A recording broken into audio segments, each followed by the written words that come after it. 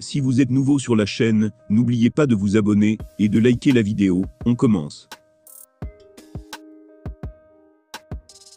On peut le dire, Cyril Gane ne fait plus du tout l'unanimité en France depuis le fiasco contre John Jones. Même s'il a rebondi depuis en gagnant son combat à l'UFC Paris, la moindre actualité à propos du combattant poids lourd fait polémique. La preuve avec la dernière annonce de la fédération de Dana White. Une victoire, voilà l'objectif clair et net de Cyril Gane avant l'UFC Paris. Et la superstar française l'a atteint en à peine plus d'un round, ne faisant qu'une bouchée de Sergueï Spivak.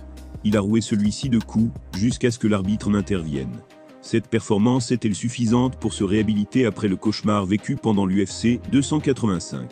Voilà qui semble déjà un peu plus compliqué, du moins en ce qui concerne les fans tricolores. En effet, l'ancien champion intérimaire des poids lourds a gaspillé énormément de crédit du côté de Las Vegas. Il n'est pas forcément aidé par ses pairs dans l'Hexagone, à commencer par Cédric Doumbé. Le nouveau membre de la PFL n'hésite jamais à sabrer le protégé de Fernand Lopez, et ça marque les esprits.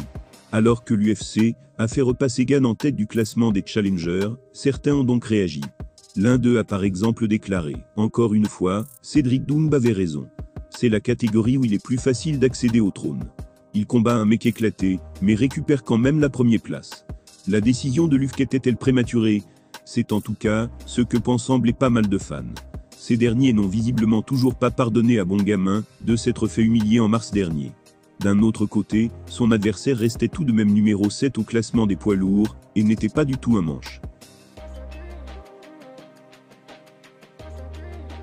En plus de ça, certains fans de Gane ont tenu à rappeler le caractère particulier de la division.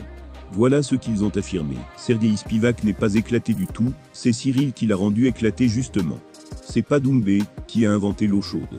Les poids lourds sont plus rares et moins nombreux, donc forcément l'adversité y est moindre. C'est comme pour Reiner au judo, il affronte les mêmes Géorgiens, Russes, Ouzbeks depuis 10 ans. Mais ce que fait Gane est grand quand même. Cyril Gane méritait-il de redevenir immédiatement challenger numéro 1 chez les poids lourds? Chacun se fera son idée sur la question. Mais n'oublions pas que ce n'était pas sans raison qu'il était au sommet de ce classement.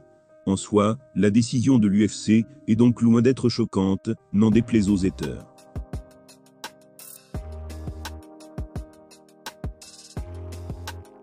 Tête d'affiche de l'UFC Paris, Cyril Gane a incarné la soirée réussie des combattants français. Celle-ci a également été marquée par le succès tonitruant de Benoît Saint-Denis, auquel le coach de Bongamin a réagi cash au micro de la sueur. Comme à son habitude, il se trouvait dans le coin de son poulain pour l'épauler et lui donner ses consignes dans le feu de l'action.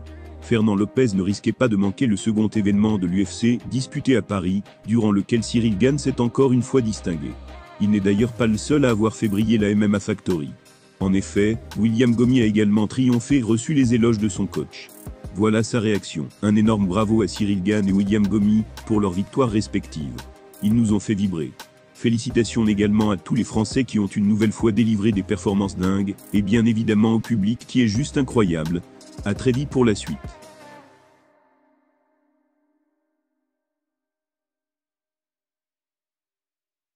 Tous deux ressortis vainqueurs de leurs affrontements, Gane et Gomis n'ont cependant pas hérité du bonus de combat de la soirée, grâce à leur performance. En effet, c'est bien Benoît Saint-Denis qui a eu droit à ce bonus suite à sa démonstration de puissance face à Thiago Moïses. Cette dernière n'est d'ailleurs pas passée inaperçue auprès de Lopez, qui n'a pas mâché ses mots dans une émission sur la sueur.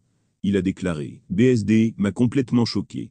Je m'attendais à ce qu'il domine Thiago Moïses debout, mais il l'a surclassé dans tous les compartiments possibles. Il a juste marché sur le mec. Il a pris des coups, mais il lui a marché dessus, littéralement. C'est quelque chose qui peut s'apprendre, mais ça s'acquiert difficilement. Il a quelque chose en lui d'inné, c'est un guerrier à 100%. Il est très impressionnant. S'il s'attendait à assister à un sacré spectacle avec Saint-Denis, Lopez a malgré tout été surpris par la domination complète qu'il a affichée dans la cage de l'Accor Arena. L'occasion pour lui de s'exprimer en outre sur la communication du Go Off War, dont il se montre tout aussi fan. Il a ajouté « Il parle bien, il ose parler. Maintenant on est dans une dynamique dans laquelle, quand tu ouvres ta bouche, tu te fais allumer. Et tôt ou tard, ça va arriver pour lui. Malheureusement c'est comme ça, c'est la vie. Mais il fait bien les choses, il combat bien, il s'en fout de ce qu'on pense, il dit ce qu'il pense. C'est quelque chose qu'on loue tous, mais à la moindre erreur, il va se faire allumer. Mais ça ne doit pas le changer. Je pense qu'il est authentique, qu'il combat avec le cœur. Il n'est pas timide quand il faut demander quelque chose auquel il estime avoir droit.